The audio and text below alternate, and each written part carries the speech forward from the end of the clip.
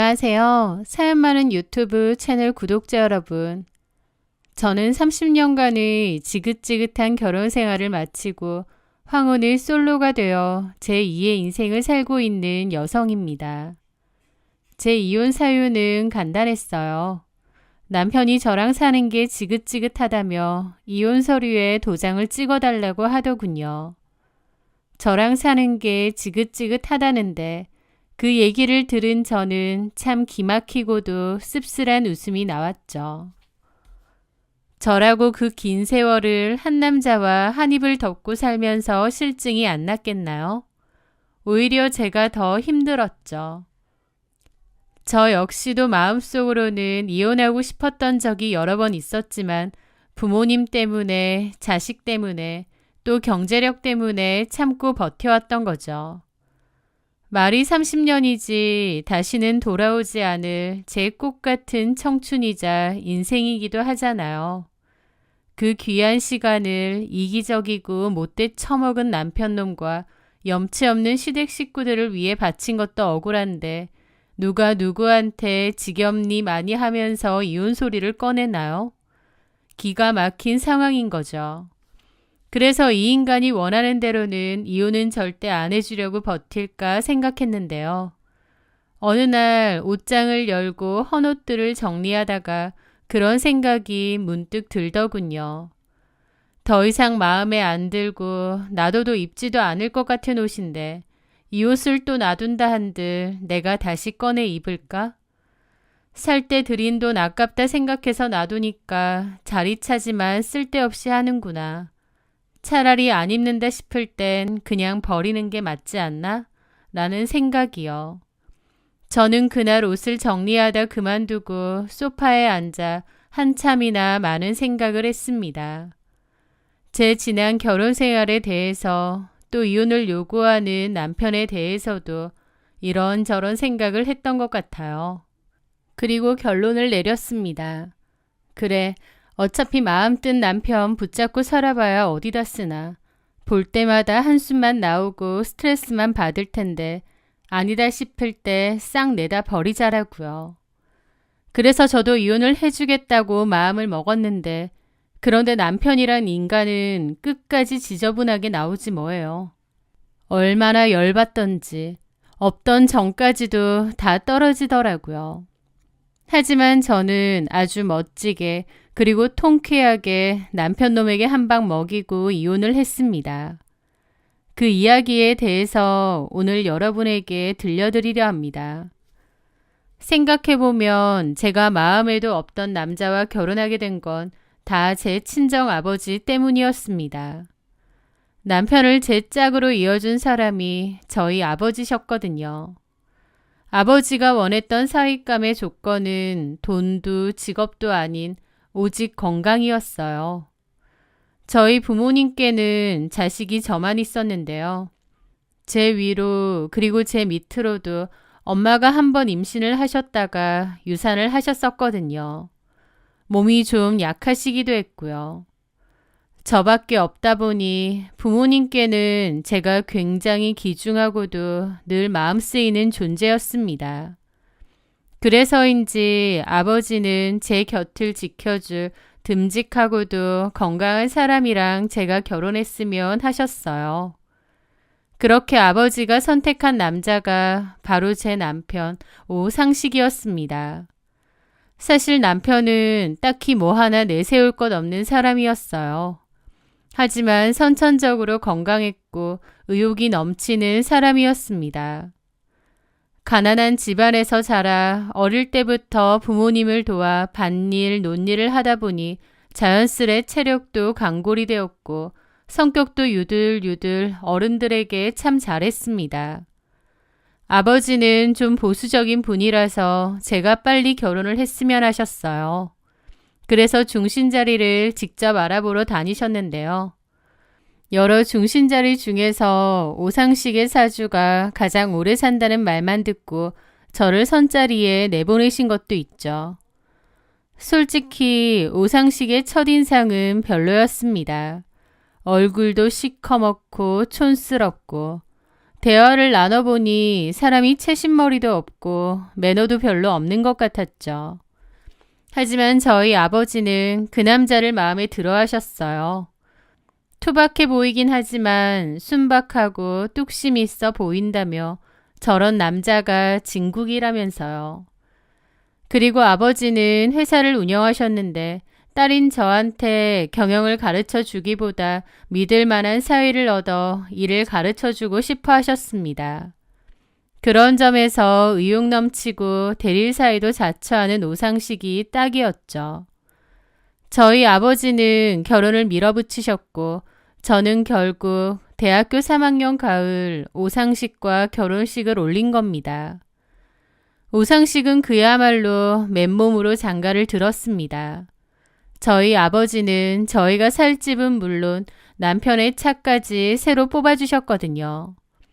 그리고 아버지는 운영하시던 식품회사로 오상식을 데려와 일을 가르치기 시작하셨어요. 솔직히 남편 역시도 저희 부모님께 잘하기는 했습니다. 특히 아버지를 정말 잘 따랐어요.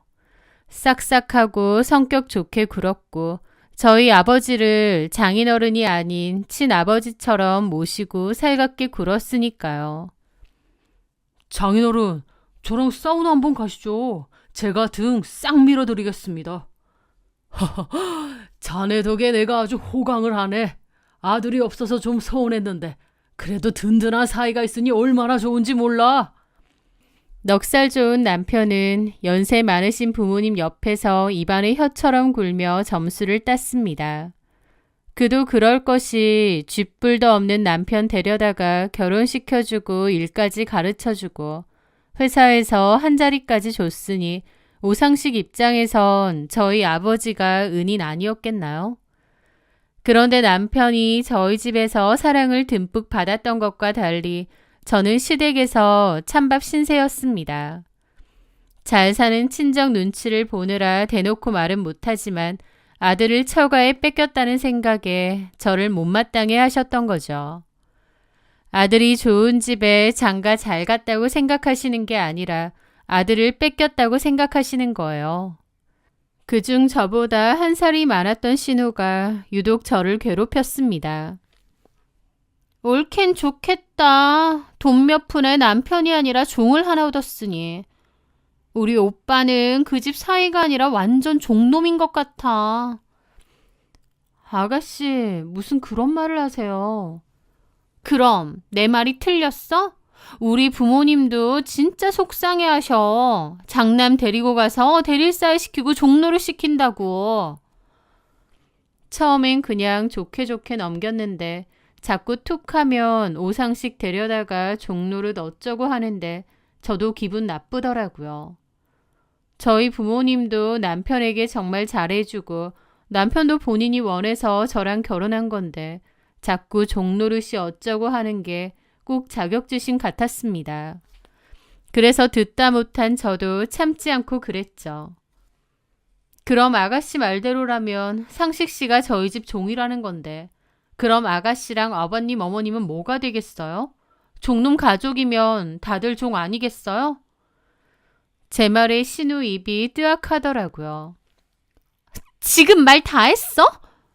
아가씨가 자꾸 종이 어쩌고 하니까 저도 듣다 말씀드리는 겁니다.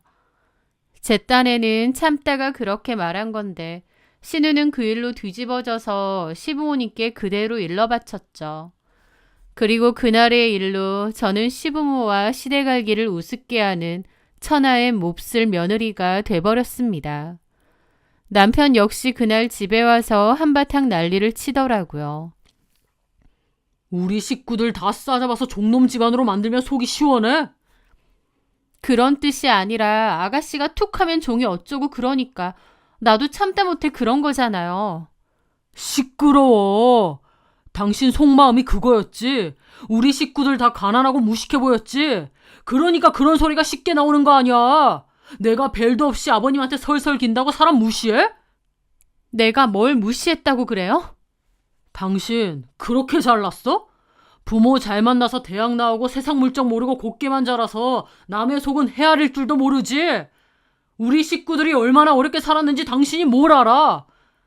내일 당장 우리 본가에 가서 우리 부모님이랑 지선이한테 무릎 꿇고 사과하기 전까지 나한테 말 걸 생각도 마. 알았어? 그러는 겁니다. 자기 가족들이 먼저 저에게 빈정댔던 것도 알고 있었으면서 저 난리를 치더라고요. 저는 그날 밤 제게 등을 돌리고 눕는 남편을 보며 깨달았습니다. 이 남자는 결코 내 편이 되어줄 수 없는 사람이구나. 자신의 가족이 상처받은 것만 생각하고 내가 받았을 상처는 안중에도 없는 사람이구나 라고요. 시간이 흐르면 이런 오해도 사라질 거라고 막연하게 생각했습니다. 하지만 사람 마음이 다 저 같지만은 않더라고요. 그날 이후 시댁의 분위기는 싸늘하게 얼어붙었습니다. 제가 찾아가도 시부모님은 저를 투명인간 취급하셨고 시누이는 보란듯이 제 앞에서 조롱 섞인 웃음을 흘렸습니다. 시댁에 가면 저를 철저히 외톨이로 만들고 자기 가족들하고만 웃고 떠들더군요. 그런 일들을 기점으로 남편과 제 사이도 많이 소원해졌습니다. 하지만 남편은 여전히 저희 부모님께 잘했기에 결혼 생활 자체는 큰 문제가 없었어요. 그런데 결혼 생활도 20년이 가까이 됐을 무렵 그 후 저희 아버지가 돌아가셨습니다. 그리고 아버지가 눈을 감으시자마자 남편은 그동안 쓰고 있던 가면을 벗어던지고 완전히 다른 사람으로 변해버렸습니다. 아버지의 장례식장 조문객들 앞에서 남편은 세상에서 가장 슬픈 사위인 척 연기를 했는데 아버지 장례식이 끝나자마자 표정이 싹 변해서 아버지 회사를 자기 것 마냥 생각하고 행세하기 시작하더라고요. 아, 김 부장. 그래, 나야. 이제부터 회사 일은 전부 나한테 먼저 보고하도록 해. 서류 결제 라인도 싹 바꾸고. 그 모습을 보며 저는 온몸의 피가 차갑게 식는 것을 느꼈습니다. 아버지가 돌아가시면서 아버지의 회사와 자리가 자기 수중에 들어왔다고 생각했겠죠. 이제 그를 막을 사람은 아무도 없다고 그렇게 생각했을 겁니다. 무서울 게 없었던 거예요. 그리고 그때부터 남편의 태도는 노골적으로 변했습니다. 저희 아버지한테 그렇게 싹싹하게 굴고 문지방이 닳도록 드나들던 제 친정에는 명절에도 온갖 핑계를 대며 발길부터 끊더라고요. 여보, 명절에 우리 집에도 가자. 엄마 혼자 적적하실 텐데 당신 보고 싶어 하시기도 하고. 아, 당신 혼자 다녀오면 되지. 나 회사에 일이 산더미라서 마지막 날은 출근해야 돼. 그런 시기였습니다. 심지어 저희 엄마가 유방암으로 수술을 했을 때도 그는 문병 한번 오지 않을 정도였어요. 제가 전화를 걸자 그는 짜증 섞인 목소리로 소리치더라고요. 왜? 여보, 엄마가 당신 많이 보고 싶어 하시는데 오늘 저녁에 잠깐이라도 들르면 안 될까? 내일 수술이라 불안해하셔. 아, 내가 무슨 자식도 아닌데 나를 왜 그렇게 보고 싶어 하시는데. 아, 나 본다고 뭐 달라져? 내가 의사야? 간호사야? 아, 병원에 의사도 있고 간호사도 있는데 바쁜 사람한테 오라 마라 그러셔.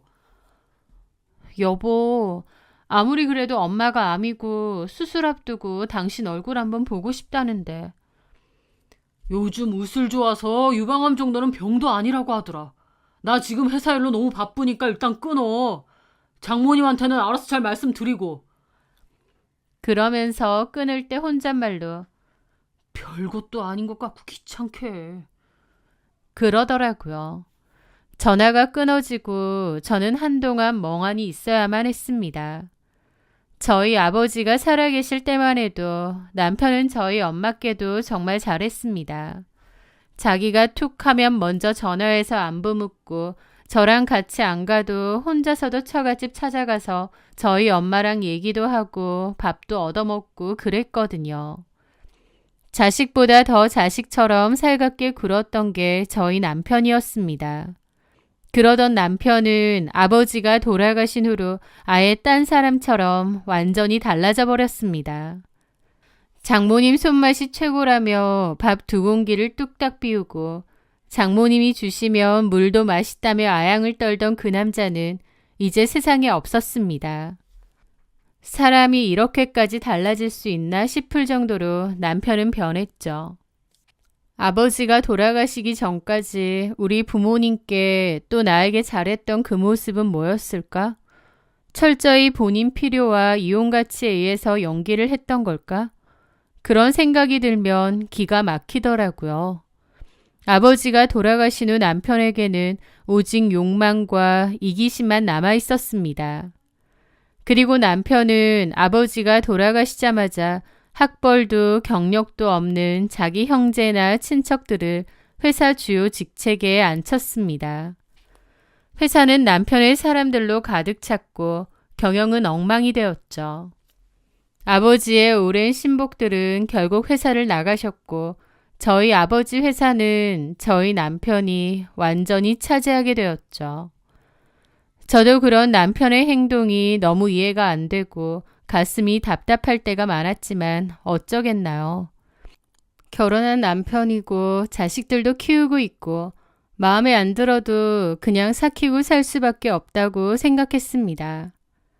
저희 엄마도 저희 남편의 행동에 섭섭함을 떠나서 분노도 많이 느끼신 것 같지만 그래도 사위라고 손주들의 아빠라고 생각해서 참고 넘어가셨던 것 같아요.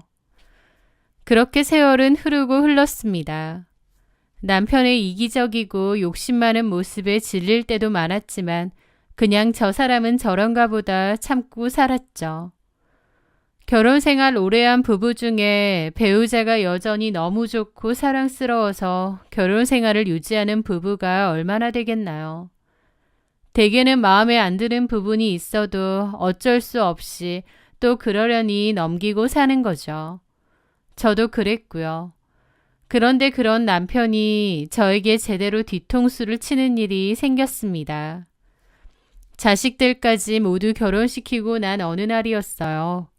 그맘때 엄마의 건강이 많이 안 좋아져서 병원에 장기 입원을 하셨고 저는 엄마 병 간호차 집보다는 엄마 병원에 더 자주 가게 되었습니다. 그런데 하루는 아들의 부탁으로 손녀딸을 유치원에서 데리고 집으로 왔고 집에서 밥 준비를 하고 있을 때였어요. 갑자기 남편이 거실 소파에 앉아 저를 기다리고 있더군요. 그리고는 제 앞으로 서류 봉투 하나를 툭 던졌습니다. 이게 뭐예요? 묻지 말고 일단 열어봐. 보면 알 거 아니야. 퉁명스럽게 말하는 남편을 보니 좋은 내용이 담긴 건 아닌 것 같았어요. 저는 어리둥절한 기분으로 그 서류를 열어봤는데 그 서류 봉투 안에는 참으로 어이없는 서류가 하나 들어있더라고요. 바로 이혼 서류였죠. 남편은 이미 자신의 칸에 필요한 내용을 다 적고 도장까지 다 찍어 놓았더군요. 내 건 다 썼으니까 당신 것만 써서 나한테 줘. 접수는 내가 직접 할 테니까. 이혼 서류? 다 늙어서 이제 와서 이혼을 하자고? 이렇게 뜬금없이? 뜬금없긴. 난 아주 오래전부터 생각했던 거야. 이젠 당신이란 사람이랑 한 공간에서 숨 쉬는 것조차 아주 지긋지긋하거든. 그의 입에서 나온 지긋지긋하다라는 말에 지난 30년의 세월이 주마등처럼 스쳐 지나갔습니다. 그러는 저는 뭐 대단히 결혼 생활이 행복하고 꿈만 같았나요? 오히려 저야말로 이 남자와의 결혼 생활에서 상처도 많이 받고 지긋지긋할 때가 많았죠. 하지만 이제 와서 이혼이라니 너무 황당한 상황이었습니다. 솔직히 우리 각방 쓴 지 한참 됐잖아. 당신은 장모님 병간호한다고 집에도 자주 안 들어오고. 말만 부부지 우리 거의 남남처럼 사는 거 아닌가? 솔직히 나는 더 나이 들기 전에 내 남은 인생 제대로 한번 살아보고 싶어졌어. 부부로서 마음도 떠났고 몸도 떠났는데 서류상 부부로 계속 살 필요가 뭐가 있어? 그러는 겁니다. 제 입장에선 생각지도 못한 무슨 날벼락 같은 소리였죠. 남편은 지 할 말 다 하고는 무슨 큰 선심이라도 쓰는 듯 의자 깊숙이 몸을 기대며 말을 이었습니다. 같이 사는 동안 당신은 집에서 놀고 먹으면서 돈 한 푼 벌어온 적 없었지. 내가 다 먹여 살리고. 그렇다고 해도 어쨌든 같이 산 세월이 있으니까 인정상 재산의 반은 위자료로 떼줄게. 그 정도면 내가 정말 잘해주는 거라고. 당신 계산기 두들겨봤자 그게 최선이야. 그러니까 그거 받고 깔끔하게 헤어지자고. 라는 겁니다. 기가 막혔습니다. 저희 아빠가 평생을 바쳐 만든 회사와 재산을 홀라당 가지고 가더니 이제 와서 자기가 번 돈인 양 반 떼어주고 선심을 쓰겠다는 그 태도에 온몸의 피가 차갑게 식는 것 같았습니다. 결혼할 때 몸만 딸랑 들고 와서는 내 부모가 남긴 재산의 반을 통째로 먹겠다고요. 회사에는 자기 동생들이며 친척들 자리까지 억지로 만들어서 일도 제대로 안 하는 그 인간들 월급 주고 엉망을 만들었으면서 말도 안 되는 소리였죠. 저는 그 자리에서 당장 소리치고 싶었지만 일단은 감정을 눌렀습니다. 그리고 차분하게 이혼할 수 없다고 말했습니다. 남편은 왜 이혼 못하느냐고 난리를 방방 치더군요. 이제 와서 헤어져 달라고 하면 내가 군말 없이 헤어져 줘야 돼? 내가 왜?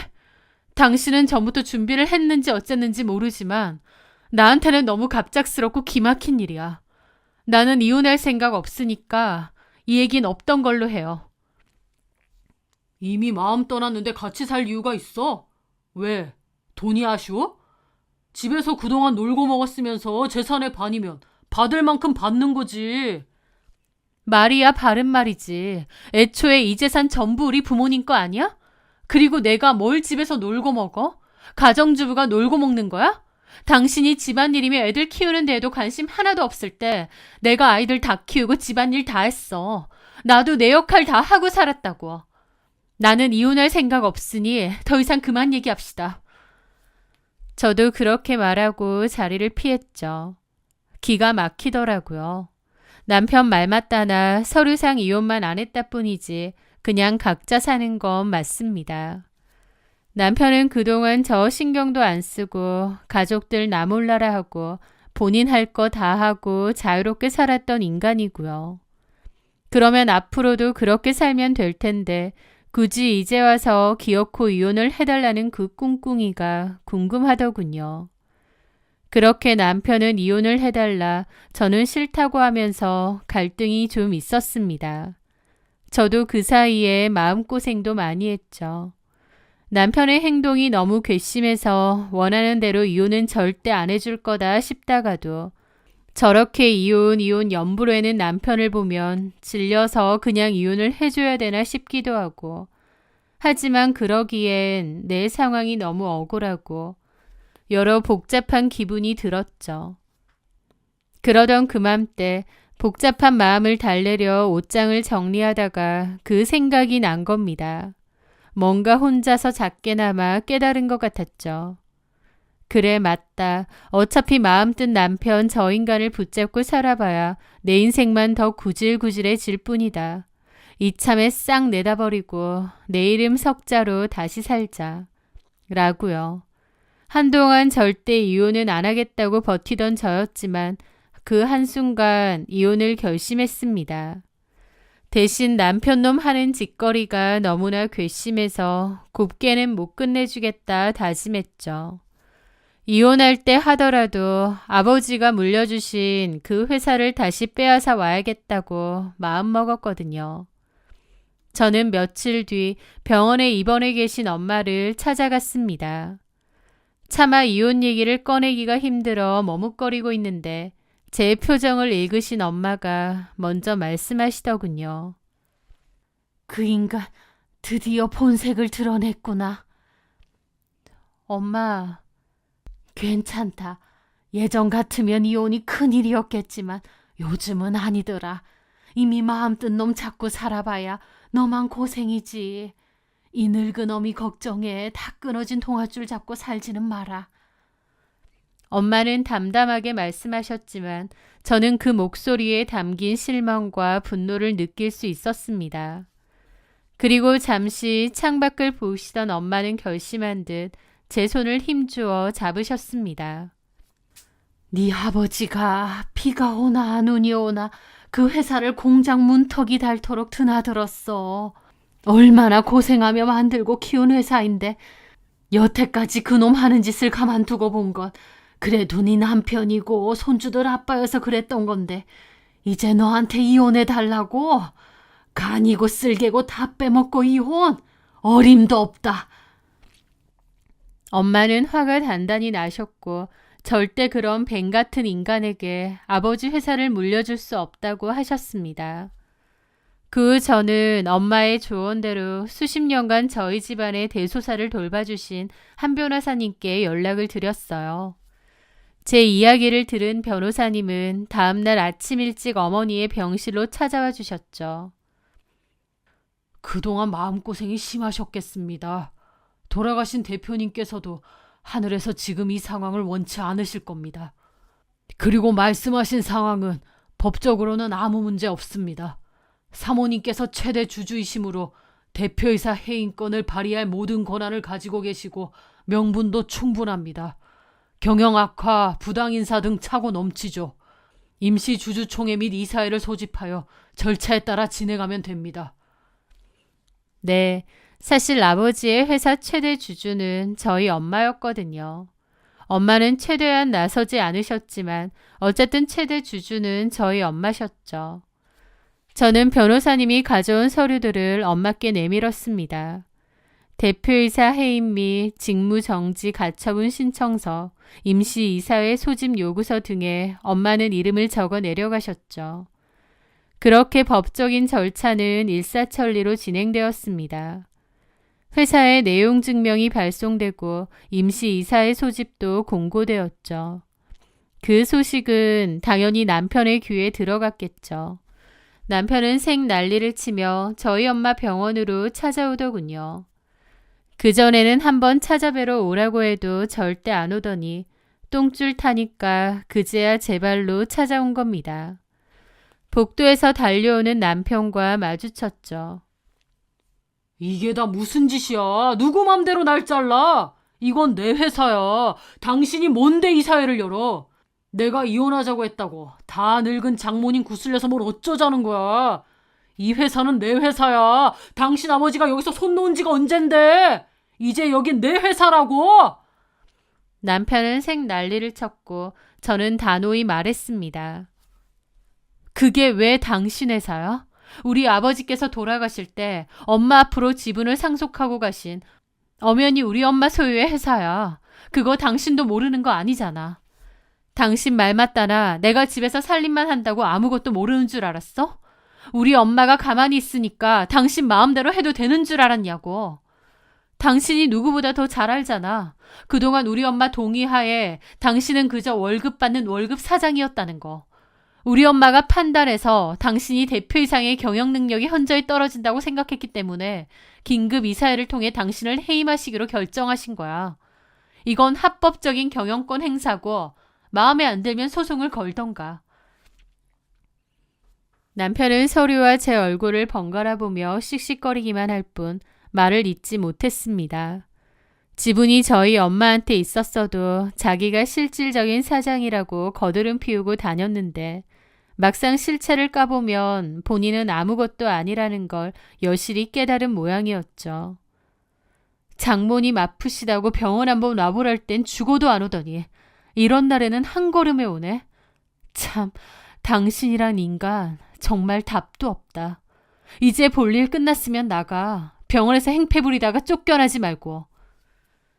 남편은 한동안 그 자리에서 저를 잡아먹을 듯이 노려보다가 결국 아무 말도 못하고 씩씩거리며 돌아갔습니다. 저는 그가 나간 뒤에도 한동안 떨리는 다리를 애써 진정시켜야 했습니다. 그 뒤로 남편이 당장 법으로든 뭐든 수를 쓸 줄 알았는데 예상치 못하게 조용히 그 결정을 받아들이고 물러난다고 하더라고요. 그런데 아무리 생각해도 뭔가 이상한 겁니다. 저 인간이 순순히 회사를 포기할 사람이 아닌데 별말 없이 물러나는 게 찜찜했죠. 심지어 퇴직금의 절반만 받겠다는 조건까지 군말 없이 받아들이는 게 아무래도 이상했어요. 무언가 다른 믿는 구석이 있는 사람처럼요. 그 풀리지 않던 의문은 며칠 뒤 아주 뜻밖의 장소에서 풀렸습니다. 주말을 맞아 아들네와 손녀딸이 집에 놀러 왔는데 다 같이 거실에 앉아 과일을 깎아 먹던 중이었어요. 손녀딸이 제게 총총 다가와 물었습니다.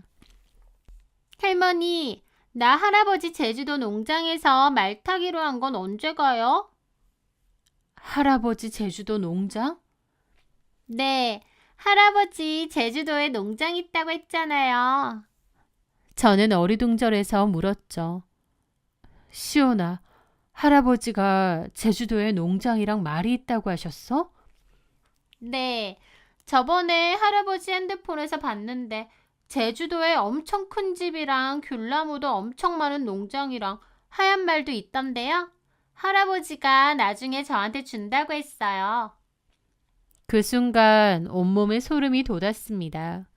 지난 몇 년간 툭하면 제주도 출장을 핑계로 집을 비우던 남편의 모습이 퍼즐 조각처럼 맞춰지기 시작했습니다. 회사가 어렵다며 직원들 월급을 깎는 와중에도 그의 제주도 출장은 단 한 번도 걸은 적이 없었죠. 제가 우스갯소리로 제주도에 꿀단지라도 숨겨뒀냐고 물으면 일 때문에 어쩔 수 없이 가는 거다라며 짜증을 내던 남편의 모습도 떠올랐습니다. 저는 곧바로 아버지 때부터 저희 집안일을 봐주시던 변호사님께 연락했고 국내 최고의 기업 전문 탐정업체를 소개받았습니다. 비용은 얼마가 들어도 좋으니 남편과 그 형제들의 모든 재산을 샅샅이 추적해달라고 의뢰했죠. 동시에 아버지의 신복이었던 직원분들께도 연락을 드렸습니다. 이미 퇴직하신 분들이었지만 제 연락에 한 걸음에 달려와 주셨죠. 저희 집 거실에 모여 앉아 그분들이 먼지 쌓인 옛날 장부들을 펼쳐놓기 시작했습니다.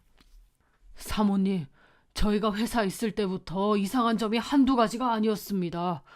자재비가 실제보다 늘 부풀려져 있었고 실체도 없는 유령 컨설팅 비용이 매달 거액으로 빠져나갔거든요. 저희가 막아보려고 했지만 격리가에 전부 자기 동생들이랑 조카를 심어놔서 어쩔 수가 없었습니다. 그리고 며칠 뒤 탐정업체로부터 보고서가 도착했습니다. 보고서를 펼쳐보는 제 손이 떨렸습니다. 아니나 다를까 제주도에 엄청난 땅과 건물들이 있더군요. 서귀포에 위치한 수만 평의 감귤농장, 애월의 고급 타운하우스, 그리고 한림에 위치한 작은 승마장까지 전부 시동생과 시누이, 그리고 그들의 자식들 명의로 되어 있었습니다. 사들인 시점을 따져보니 저희 회사가 기울어지기 시작하던 때와 정확히 일치했습니다. 직원분들이 가져온 장부에 돈이 빠져나간 날짜와 그들이 부동산을 사들인 날짜가 소름 끼치도록 맞아떨어진 겁니다. 회사 격리과에 자기 동생을 앉혀놓고 지난 10년간 야금야금 회사 돈을 빼돌려 제주도에 자신만의 왕국을 건설하고 있었던 겁니다. 이렇게 완벽한 도피처와 재산을 숨겨놨으니 껍데기만 남은 회사도 쉽게 내놓고 퇴직금도 절반이나 내놓겠다고 큰 소리를 쳤던 거였죠. 저는 이혼 서류에 사인을 해주기에 앞서 남편과 시동생 시누이를 업무상 횡령 및 배임 혐의로 먼저 고소했습니다. 이 멍청한 인간들은 회사 돈을 옮기면서도 하도 흔적을 많이 남겨놔서 증거를 찾는 건 식은 죽 먹기더군요. 결국 한몫 단단히 챙기고 제2의 인생을 즐기려던 남편의 꿈은 산산조각이 났습니다. 그동안 빼돌린 수십억의 돈을 몽땅 회사에 토해내게 되었고 저와의 이혼으로 퇴직금까지도 절반을 내어주게 되었습니다. 거기에 남편과 시누이, 시동생은 횡령죄로 나란히 벌금형과 실형을 선고받았고요. 모든 것을 잃고 나서야 남편은 눈물 콧물 빼가며 제게 싹싹 빌더군요. 재판이 끝나고 법원 앞에서 그는 제 바지가랑이를 붙잡고 무릎을 꿇었습니다. 여보, 내가 정말 죽을 죄를 지었다. 그래도 우리가 함께한 30년 세월이 있잖아.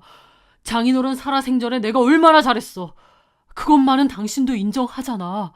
제발 애들 생각해서라도 적당히 합의하고 선처해줘. 나를 위해서 그래달라는 게 아니야. 우리 아들 딸 생각해서 그래달라는 거야. 자식들 다 시집장가 갔는데 사돈댁들에서 어떻게 생각하겠어.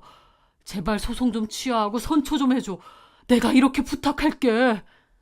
저는 차갑게 그의 손을 뿌리치고 남편의 눈을 똑바로 보며 말했습니다. 헛소리하고 있네. 누가 누굴 걱정해? 우리 애들 당신 같은 인간 아버지로도 생각 안 해. 당신한테 가족은 처음부터 끝까지 당신 부모랑 형제들 뿐이었잖아. 우리 애들도 그거 다 알아. 자식들 생각을 조금이라도 했다면 당신 인생을 그따위로 살면 안 됐지. 저는 앞에서 싹싹 비는 남편을 비웃으며 말했습니다. 가진 거라곤 몸뚱이 하나밖에 없는 거 우리 부모님이 좋게 생각해서 거둬줬더니 이런 배은망덕한 짓을 해놓고 선처를 바래? 웃기지 마. 네 놈은 벽에 똥칠할 때까지 오늘 일을 후회하면서 살아. 그게 남편과 저의 마지막 대화였던 것 같습니다. 그렇게 남편과 이혼한 저는 아버지 회사를 물려받아 현재까지 운영하고 있습니다. 남편에게 되찾은 돈으로 다시 회사를 살릴 수 있었거든요. 아버지의 오랜 신복이었던 직원분들이 다시 회사로 돌아와 저를 도와주셨고 저는 밤낮으로 일하며 다시 아버지의 회사가 전처럼 잘 될 수 있게 노력하고 있습니다. 그리고 오랫동안 병원 신세까지 지셨던 어머니는 다행히 건강을 많이 회복하셨고 지금은 저와 함께 살며 저의 가장 든든한 버팀목이 되어주고 계십니다. 돌아가신 저희 아버지는 제 곁을 지켜줄 명이 긴 남자를 원하셨지만 결국 제 인생을 지켜낸 건 제 자신이었습니다. 앞으로는 아내도 엄마도 아닌 한 회사의 대표로서 제2의 인생을 대차게 살아보려 합니다. 지금까지 제 사연을 들어주셔서 감사합니다. 항상 건강하시고 행복하세요.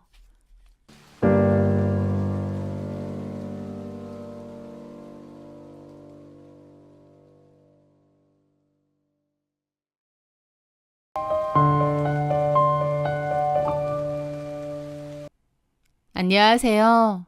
저는 화장품 및 미용기기 개발 회사에서 일하는 30대 중반의 여자입니다. 저는 얼마 전 제 인생에 아주 큰 오점을 남긴 남편과 이혼을 마무리했습니다. 결혼을 위해 제 인생의 가장 중요한 기회까지 포기했었는데 그 선택의 대가가 이토록 끔찍하고 더러운 배신일 줄은 정말 꿈에도 상상하지 못했습니다. 그 남자 처음 만났던 건 제가 지긋지긋한 사랑니를 빼기 위해 한 치과를 찾아가면서부터 시작됩니다. 사랑니는 정말 잘하는 곳에 가서 뽑아야 위험하지 않고 고생도 안 한다는 주변 동료들의 조언에 인터넷 후기를 뒤져가며 실력도 좋고 평판도 괜찮은 치과를 찾아갔습니다. 그 치과의 원장이 바로 조은철, 제 전남편이 될 사람이었죠. 그는 친절하고 섬세한 사람이었습니다. 치과에 환자들이 꽤 많고 지역에서 평판이 좋은 이유가 있더라고요. 함지영 씨, 이제 진료 시작할 건데 많이 긴장되세요? 네. 제가 치과 치료를 좀 무서워해서 이 마취 주사가 특히 무섭더라고요. 요즘 마취 기술이 좋아서 그렇게 안 아프실 거예요.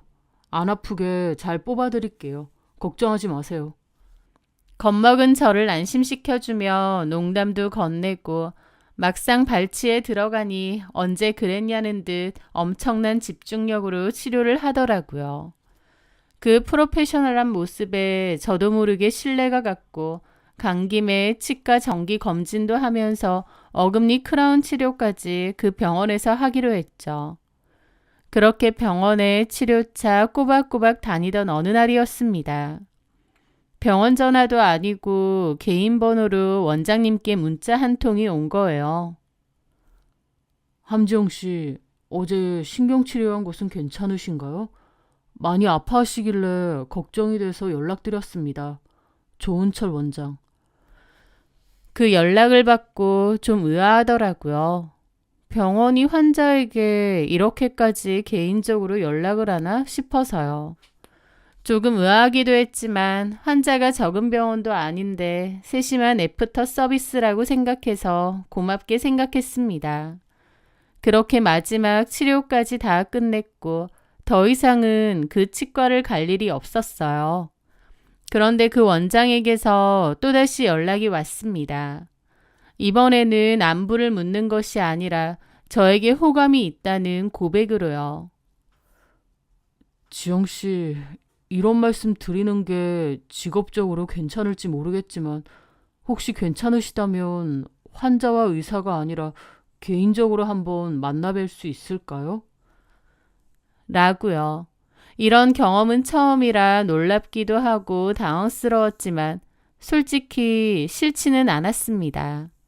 젊고 젠틀하고 괜찮아 보이는 사람이었으니까요.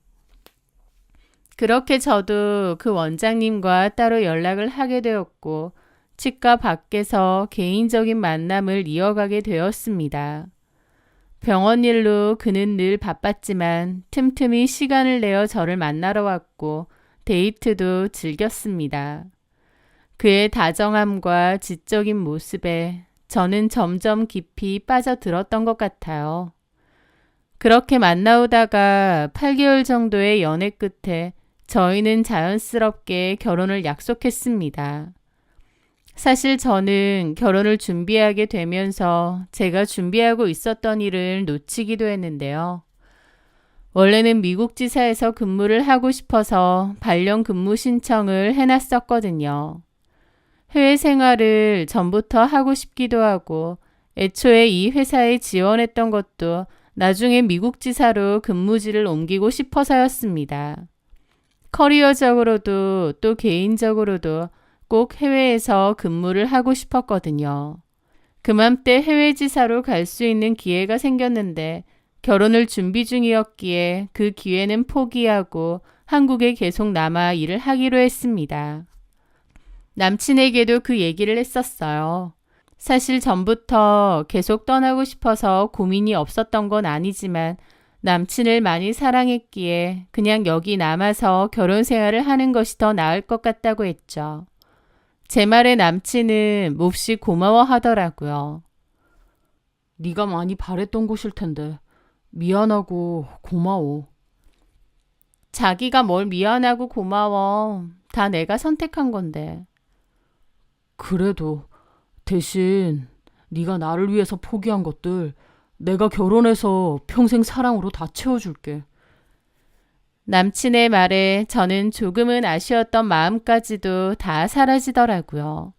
그래, 일도 중요하지만 사랑하는 사람과 함께하는 결혼 생활도 얼마나 중요한가 하면서요. 그리고 남친이 저에게 했던 그 사랑에 관한 말을 굳게 믿었습니다. 사귀는 동안에도 남친은 다정다감하고 저에게도 정말 잘하고 믿음직스러운 사람이었어요. 그리고 무엇보다 우리는 더할 나위 없이 행복했고 서로 많이 아낀다고 생각했습니다. 그것이 나중에 저의 철저한 착각이었다는 것을 깨닫게 되었지만요. 어쨌든 저희는 결혼에 골인을 하게 되었습니다. 연애할 때 행복했던 만큼 결혼하면 더더욱 행복한 꽃길만 있을 줄 알았어요. 하지만 결혼 생활은 제 생각과는 좀 다른 면이 많았습니다. 연애와 달리 함께 생활하는 시간이 길어지면서 보니 제가 알던 다정한 남편의 모습 뒤에 조금씩 이상한 점들이 그림자처럼 드러나기 시작했거든요. 같이 살면서 남편을 가만 지켜보니 남편은 좀 심할 정도로 핸드폰을 손에서 놓지 않았습니다. 병원에서 일할 때는 당연히 핸드폰을 자주 보기 어려울 테고 저랑 연애할 때만 해도 그렇게 핸드폰을 자주 보지는 않았던 것 같은데 막상 같이 살면서 한 집에서 생활을 공유해 보니 남편은 핸드폰을 잠시도 손에서 떨어뜨려 놓지 않더군요. 뭘 그렇게 하느냐고 핸드폰을 쥐고 있느냐고요? 유튜브를 보거나 게임을 하는 거면 저 사람이 핸드폰 중독인가 할 텐데 그런 것도 아니었습니다. 남편은 누군가와 메시지를 주고받느라 내내 핸드폰을 쥐고 있는 거였어요. 게다가 혼자 폰을 보면서 뭐가 좋은지 시시덕거릴 때가 많았습니다. 제가 은근슬쩍 누구랑 그렇게 재밌게 얘기해? 라고 물으면 남편은 멋쩍게 웃으며 핸드폰을 쓱 가렸죠. 아, 그냥 동창들 단톡방이라 치과의사 옆에 사람들이랑 이런저런 얘기지 뭐. 되게 카톡을 많이들 하시나 보다. 바쁠 텐데. 단톡방 안에 워낙 사람이 많으니까 쉴 새 없는 거지. 그리고 내가 이런저런 모임도 많이 하잖아. 인맥 관리 차원에서 연락 꾸준히 주고받고 하는 거지. 남편은 그렇게 아무렇지 않은 표정으로 대답하곤 했는데 그런 여유로운 표정과 달리 손으로는 철저히 핸드폰을 가리거나 주머니에 넣으면서 절대 저한테 안 보여주려고 하는 겁니다. 심지어는 잘 때조차도 베개 속에 넣고 자거나 주머니에 넣고 잘 정도로 철통 보안이었죠. 핸드폰뿐만이 아니었습니다. 저희 집에는 남편이 서재방으로 쓰는 방 하나가 있었는데요. 그 서재방 책상에 있는 노트북도 핸드폰만큼이나 조심하고 경계하는 겁니다. 남편은 이건 자기가 업무용이나 연구용으로 써야 되는 거라면서 함부로 만지면 안 된다고 신신당부하고 아예 제 노트북도 따로 사주더라고요. 검색용이나 필요한 일 있으면 이걸 쓰라고 하면서요.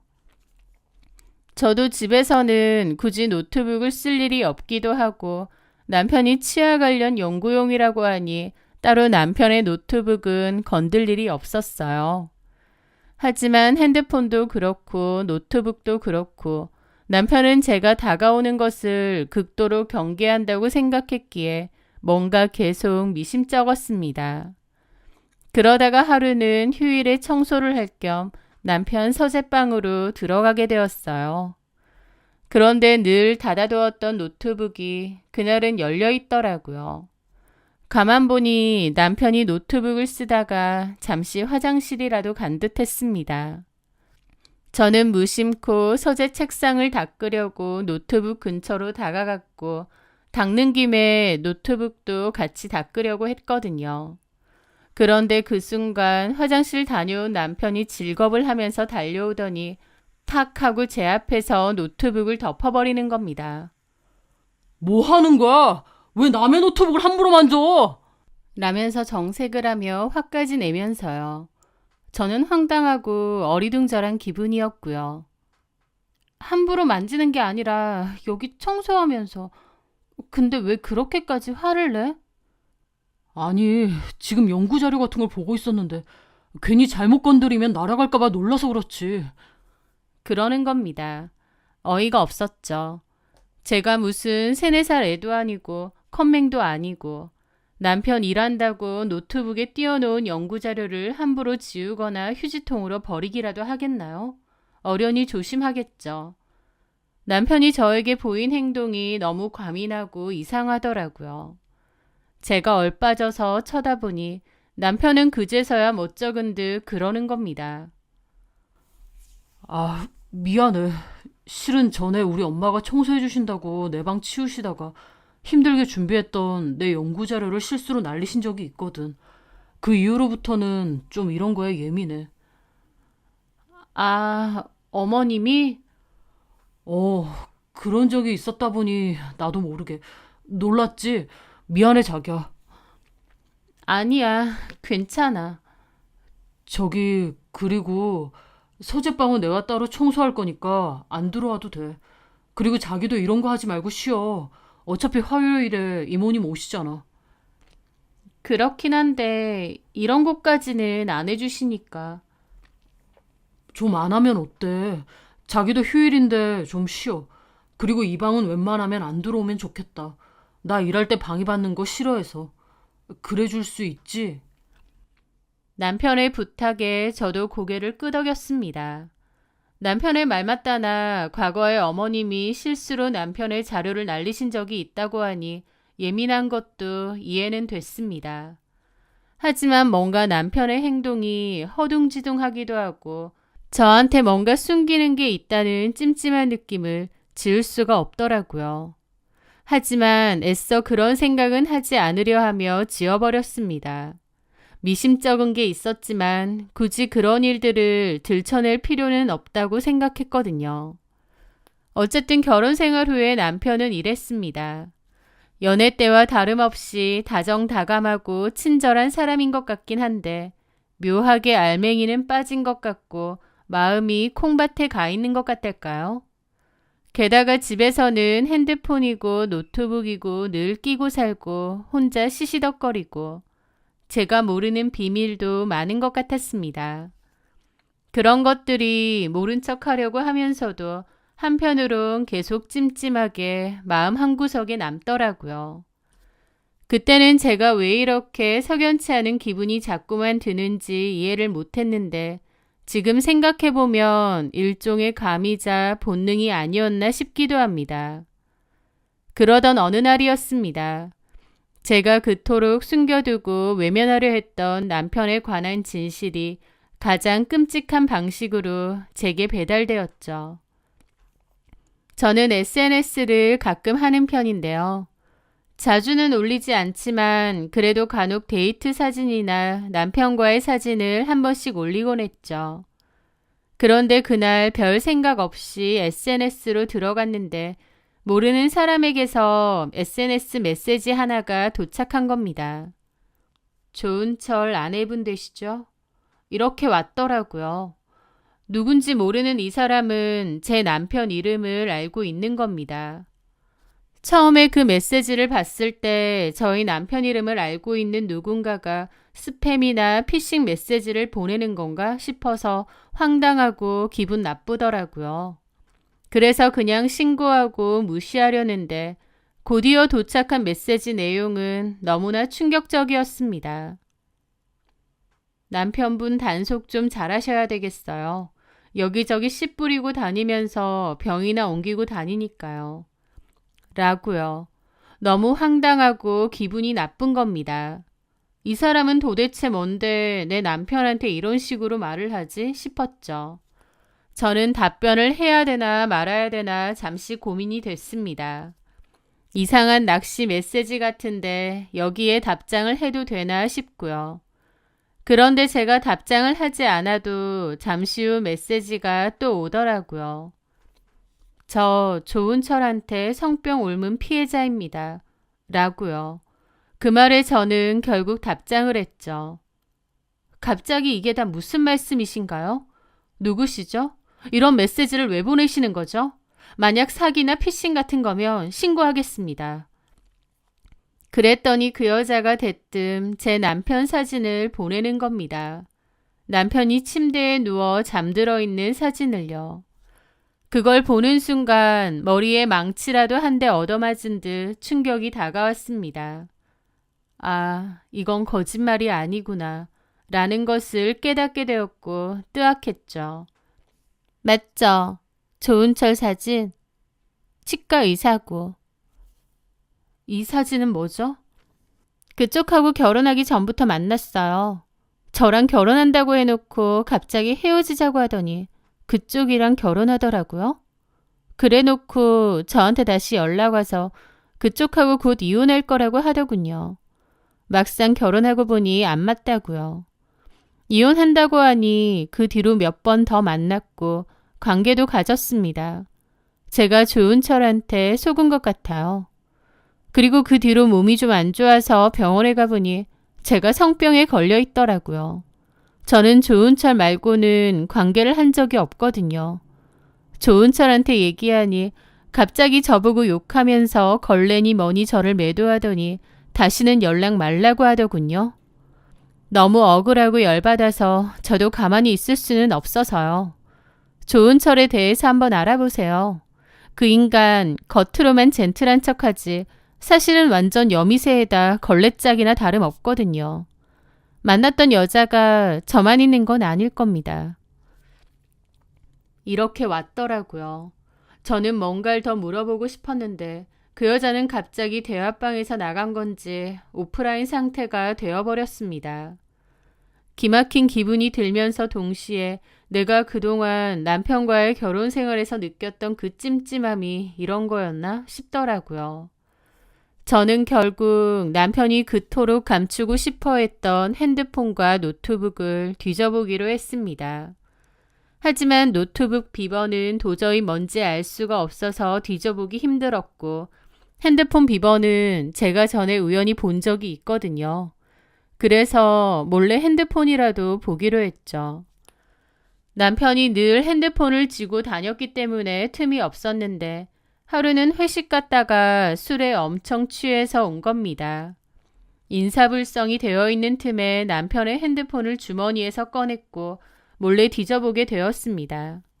그리고 그 안에서 상상을 초월하는 진실과 마주해야만 했죠. 남편의 핸드폰은 정말 경악 그 자체였습니다. 즉석 만남을 하는 어플들이 종류별로 깔려 있더군요. 저는 남편이 이런 어플을 이용하는 줄 꿈에도 몰랐는데 남편은 이런 어플을 통해 원나잇 상대들을 만나온 모양이었죠. 저에게 메시지를 보냈던 그 여자랑만 바람을 핀 게 아니라 이 여자 저 여자 다 만나고 자고 다녔던 겁니다. 게다가 카톡도 가관이었습니다. 여러 여자들과 대화를 나누고 있었는데 그 중에서는 저 같은 치과 환자도 있더라고요. 그러니까 저한테 연락했듯이 환자들 중 자기가 마음에 드는 여자가 있으면 따로 연락하고 그랬던 겁니다. 그게 결국 남편의 수법이었던 거죠. 와, 이 미친 인간의 수작질에 내가 넘어간 거구나 생각하니 혈압이 상승하더라고요. 저는 손을 벌벌 떨며 남편의 핸드폰에 있는 그 모든 것을 제 휴대폰으로 찍어 증거를 남겼습니다. 그날 잠 한숨 못 자고 남편의 폰을 뒤지고 또 뒤지고 속을 끓여야 했어요. 다음날 아침 남편은 피곤한 얼굴로 나왔는데 거실에 있는 저를 보고 놀라더라고요. 뭐야 자기, 언제 일어났어? 아무렇지 않게 물어보는데 그 목소리조차도 역겨운 겁니다. 저는 어이없는 기분으로 남편의 핸드폰을 들어 올렸고 남편도 몹시 당황한 얼굴이더라고요. 그거 내 폰이야? 맞아. 남편은 화난 얼굴로 다가오더니 제 손에 들려있는 폰을 확 뺏는 겁니다. 제가 자기 폰을 다 봤다는 걸 알 텐데 저한테 미안해하거나 죽을 죄를 지었다고 싹싹 비는 것도 아니고 오히려 지가 더 화난 표정으로요. 예상치 못한 반응에 저도 기가 막혔죠. 그동안 핸드폰하고 노트북 내가 볼까봐 벌벌 떨더니 그 이유였어? 당신 진짜 가지가지 했더라? 남의 폰을 왜 뒤져봐? 뒤져볼만 했으니까. 여자가 한둘이 아니었잖아. 제 말에 남편은 한숨을 막 쉬더라고요. 이럴 거면 그냥 여자들이나 만나고 살지 나랑 결혼 왜 했어? 그런데 제 물음에 남편의 대답이 기가 막혔습니다. 명색이 치과 의사인데 그래도 결혼하고 와이프는 있어야 될 거 아니야. 뭐라고? 남편은 반성은커녕 아주 뻔뻔하게 나오더라고요. 걸렸으니 에라 모르겠다며 본성이 다 나오는 것 같기도 했습니다. 그딴 이유로 결혼을 했다고? 지금 그걸 말이라고 해? 그럼 내가 뭐 당신을 대단히 사랑하고 좋아 죽겠어서 결혼한 줄 알아? 여자들 다 거기서 거기잖아. 그나마 내가 만났던 애들 중에서는 당신이 조건이든 집안이든 제일 나았어. 그래서 결혼한 거야. 뭐? 판도라의 상자를 연 건 당신이야. 내가 그렇게 보지 말랬는데 기어코 이걸 봤네? 뭐가 이렇게 뻔뻔해? 그럼 나더러 어쩌라고. 내가 보지 말라고 경고했잖아. 보지 말랬는데 당신이 꾸역꾸역 봤다가 결국 이 사달이 난 거 아니야. 당신도 돈 잘 버는 치과 의사 와이프. 그 자리에 만족했으니까 해외 근무 포기하고 나랑 결혼한 거 아니야? 그러면 그냥 거기에 만족하고 살았으면 됐잖아. 왜 긁어부스럼을 만드는데? 라면서 도리어 큰 소리 탕탕 치는데 와, 할 말을 잃게 만들더군요. 온갖 여자들하고 불륜질하고 다닌 주제에 저한테 미안해하거나 민망해하는 게 아니라 오히려 제가 판도라의 상자를 열었다고 제 손해라는 식으로 말을 하는 겁니다. 그런 말을 들으면서 내가 여태까지 알아온 내 남편은 과연 누구였을까 싶을 정도로 낯설더군요. 너무 어이가 없으니 말도 안 나온다. 와이프 놔두고 양다리, 삼다리, 아니 문어다리로 온갖 여자들하고 바람 펴놓고 지금 이렇게 나오시겠다. 그래서 나더러 어쩌라고. 이게 지금 당신이 인간으로서 할 소리야? 어떻게 나한테 이럴 수가 있어? 솔직히 당신 조건에 나처럼 젊고 능력 좋은 치과 의사? 이 정도면 결혼 아주 잘한 거야. 당신도 만족했을 테고. 그럼 당신도 어느 정도 모르는 척 덮고 사는 것도 있어야지. 비밀 없는 사람 있어? 이게 그냥 단순한 비밀이야? 까놓고 보면 남자들 다 이래. 나만 이런 것도 아니라고. 저는 그 뻔뻔하고 역겨운 태도에 완전히 질려버렸습니다. 아, 이건 대화 몇 마디 한다고 될 일도 아니구나. 이 인간은 그냥 기본 자체가 썩어 있었구나 깨달았죠. 그동안 잘도 연기를 했지만 지금 이 모습이 이 남자의 진짜 모습이었던 겁니다. 게다가 남편이 짓거리는 말을 들어보니 남편은 애초에 저를 동등한 부부 사이로 본 것도 아니었어요. 만나던 여자 중 그나마 제가 나은 것 같아서 선택한 것 뿐이었고 잘 나가는 치과 의사 와이프 됐으면 이 정도는 감수하라 이거였습니다. 하지만 저는 조금도 그럴 생각이 없었습니다. 제가 왜 그래야 되나요? 저도 제 능력 충분한 사람이고 이런 말도 안 되는 짓을 한 남편을 눈 감아주고 그냥 살 생각은 눈꼽만치도 없었습니다. 저는 남편과 이혼을 하겠다고 마음을 먹었습니다. 하지만 당장 이혼하고 싶은 마음과 달리 이혼이라는 현실을 마주한다는 게 어쩐지 두렵기도 하더군요. 그래서 일단은 각방을 쓰며 저 혼자 충분히 생각할 시간을 가지기로 했습니다. 남편과는 아예 남남처럼 지내면서요. 물론 몇 번을 생각해도 결론은 이혼이겠지만 그래도 제 선택에 후회가 되지 않게끔 그리고 최대한 현명한 방법으로 끝을 낼 수 있게끔 여러 가지를 생각해야 했죠.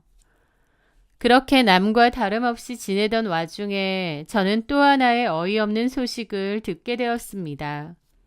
남편의 치과에는 제 동생 친구가 일을 하고 있었는데요. 제가 결혼하고 나서 동생 친구를 남편 치과에 취업시켜줬거든요. 그런데 그 동생 친구가 하루는 저에게 연락을 해서는 그 이야기를 전해준 겁니다. 언니, 병원에 홍유진 실장이라고 3개월 전에 새로 들어온 코디네이터 있는데요. 아, 홍 실장? 저도 전에 얼굴을 본 적이 있었습니다. 그런데 왜? 그 여자 좀 이상해요. 원장님하고 엄청 친한 척하고요. 막 원장님이랑 그렇고 그런 사이인 척하는 얘기도 간호사들한테 종종 해요. 일부러 그러는 것 같아요. 뭐라고? 게다가 원장님 곧 이혼할 거고 자기가 이 병원 안주인 될 거라는 소리까지 하는 거예요. 직원들한테 원장님이 사준 명품백이라면서 자랑하고요. 진짜 미친 거 아니에요? 저 그 얘기 떠들고 다니는 거 보고 어이가 없어서 언니한테 전화한 거잖아요. 경악을 했습니다. 이제 하다 병원 직원이랑 그런단 말인가요? 아니 어쩌면 애초에 밖에서 만났던 여자를 병원 직원으로 들어앉혔을지도 모르죠. 저는 원래도 이혼으로 가닥을 잡고 준비를 하고 있었는데 남편 하는 행동이 정말 가관이구나 싶었습니다. 저한테 들켰다고 눈치도 안 보는 것 같았죠. 그런데 며칠 뒤 그 홍 실장에게서 직접 연락까지 왔습니다. 사모님, 저 홍유진 실장이에요. 드릴 말씀이 있어서요. 무슨 일이죠? 업무과에서 일하는 강미애 씨요. 사모님이 꽂아준 친구라면서요. 며칠 전 저에게 홍유진 실장에 대해서 알려준 동생 친구 이름이 강미애입니다. 그런데요. 그럼 강미애 씨한테 미주알 고주알 다 들으셨겠네요. 저랑 원장님 사이에 대해서요. 라는 겁니다. 그걸 듣고 보니 일부러 미애가 나한테 얘기 전하라고 병원에서 소문내고 다닌 거구나 싶더라고요. 와, 뭐 이런 게 다 있나 싶고 어처구니가 없는 겁니다. 그쪽이랑 원장님 사이가 뭔데요? 다 들으셨으면서 뭘 그러세요. 저는 원장님한테 들을 거 못 들을 거 다 듣는데. 들을 거 못 들을 거가 뭔데?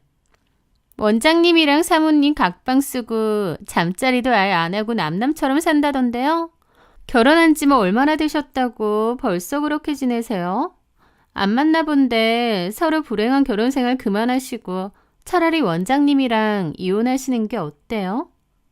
라는데 내가 좋은 철 같은 쓰레기랑 결혼해서 별의 별일을 다 겪는구나 싶어서 씁쓸한 웃음이 나더라고요.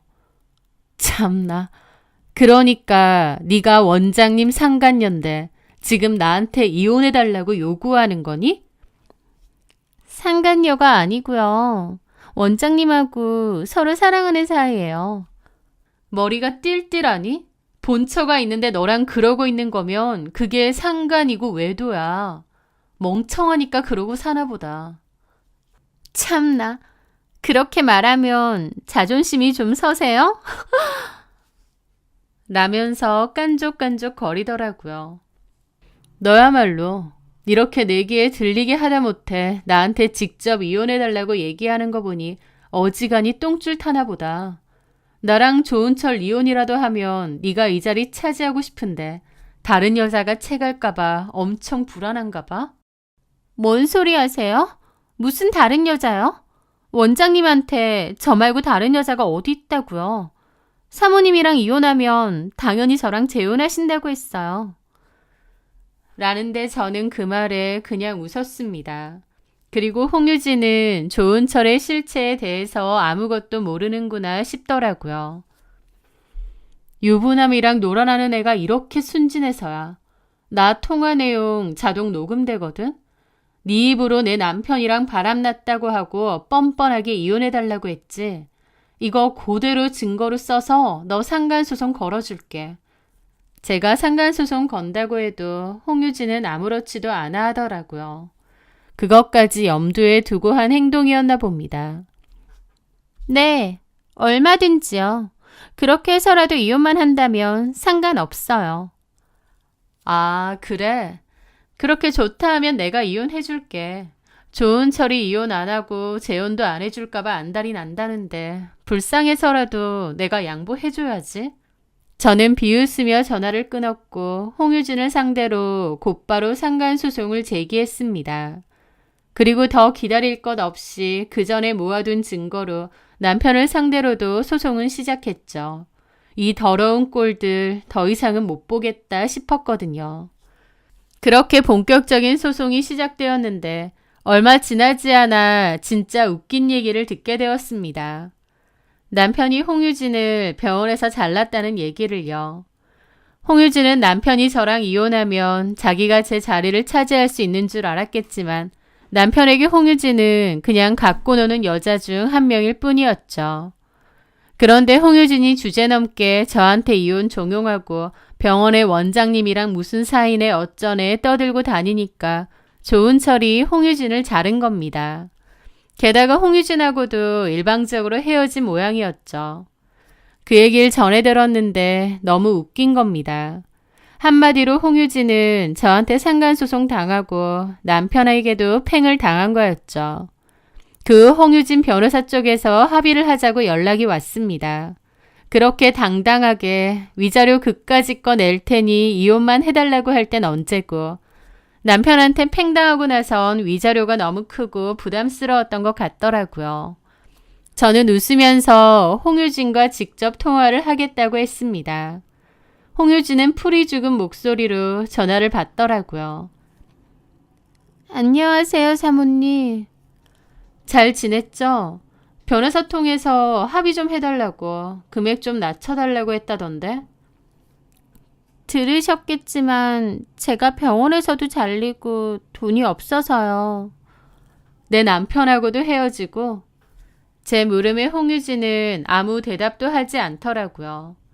어쨌든 홍유진 씨, 그건 내 할 바 아니고 나는 합의도 해줄 생각 없고 위자료 금액 낮춰줄 생각도 없어요. 네? 근데 왜 전화하셨어요? 위자료 얘기 때문이 아니고 같은 여자로서 홍유진 씨 걱정돼서. 뭐가요? 합의금 얼마가 문제가 아니에요. 어쩌면 평생 약 먹고 지내야 될 수도 있는데 그건 알고 있어요? 검사는 해봤어요? 제 말에 홍유진도 어리둥절해 하더라고요. 지금 무슨 소리 하시는 거예요? 무슨 검사요? 홍유진 씨, 내가 조은철 그 인간하고 왜 헤어지는 줄 알아? 그 인간 바람난 여자 홍유진 씨 한 명 아니야. 엄청 많아. 원나잇 하고 다닌 여자들까지 합치면 셀 수가 없지. 네? 원장님이요? 그래요. 처음에 내가 조은철하고 헤어지려고 한 것도 조은철한테서 성병 옮은 여자가 나한테 연락 줘서 한 거야. 나는 그 후로 검사했는데 다행히 피임기구 확실하게 써서 그런지 별 문제가 없더라고. 홍유진 씨도 얼른 검사해보는 게 좋을 거야. 치마만 두르면 좋다고 해벌레하는 게 조은철 그 인간이고 성병을 아주 종류별로 갖고 있을 테니까. 말도 안 돼. 뭐가 말도 안 돼. 조은철이 성병이 있다는 게 말이 안 돼. 아니면 상간녀가 너 말고 또 있다는 게 말이 안 돼? 이번엔 제가 깐족거렸죠. 홍유진은 크나큰 충격을 받은 채 전화를 끊었습니다.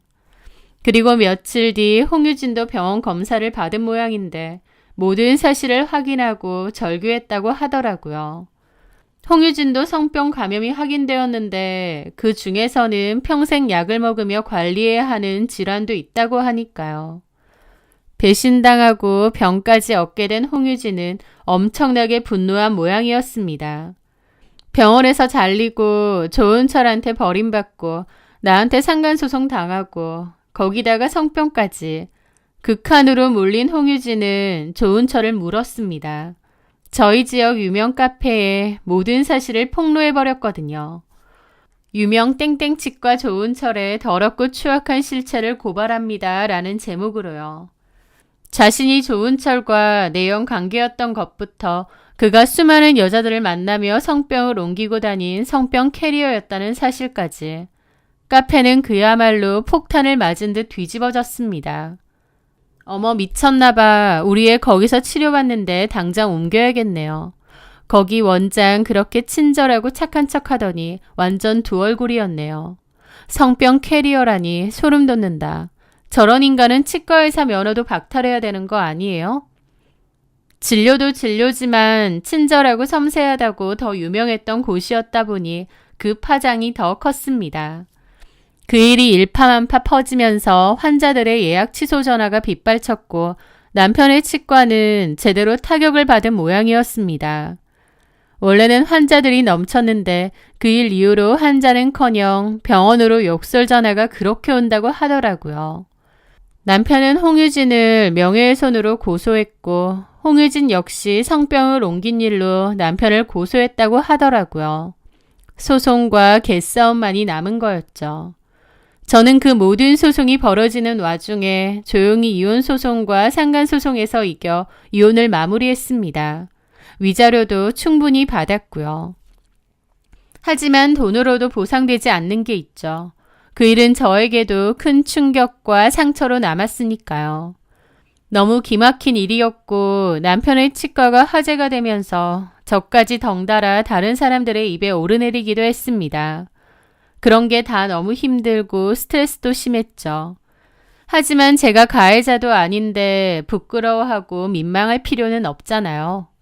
저는 오히려 어깨 당당히 펴고 살기로 했습니다. 그리고 똥 제대로 밟았다 생각하고 제 인생에서 그 인간들을 지워버리기로 마음먹었고요. 그렇게 제 생활에 또 제 일에 집중하며 살아가던 차에 저에게는 좋은 기회가 다시 찾아왔습니다. 다시 외국 지사 발령 기회가 왔는데 이번에는 길게 고민할 것도 없이 그곳으로 가기로 했습니다. 새로운 환경에서 새롭게 다시 시작해보기로 했거든요. 더 늦기 전에 전부터 해보고 싶었던 것에 도전을 한다 생각하고요. 물론 그곳에 간다고 다 좋지만은 않을 겁니다. 오히려 힘들고 어려운 일들이 많겠죠. 하지만 이렇게 기막히고 큰일을 한번 치르고 나니 저도 많이 성숙해진 것 같고 좀 더 의연해진 것 같기도 합니다. 참 말도 많고 탈도 많은 결혼 생활과 이혼이었지만 그런 일을 겪음으로써 저도 한층 성장했다고 믿고 싶습니다.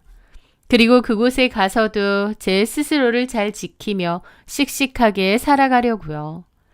저의 이야기 끝까지 들어주셔서 정말 감사합니다.